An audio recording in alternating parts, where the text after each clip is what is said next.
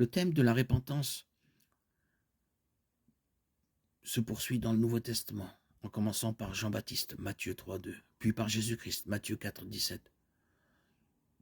Tous deux ont appelé les gens à se repentir de toute urgence parce que l'arrivée du royaume de Dieu était proche.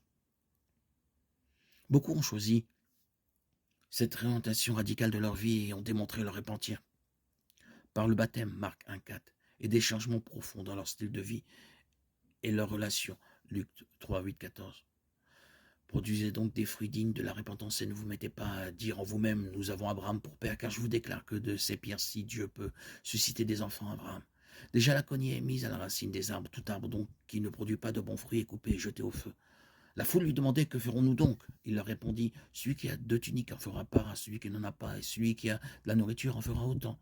Les publicains aussi vinrent pour se faire baptiser et lui dire, Maître, que ferons-nous? Il leur répondit, ne percevez rien au-delà de ce qui vous est permis de faire. Jean parut, baptisant dans le désert et proclamant un baptême de repentance pour la rémission des péchés. Marc 1,4.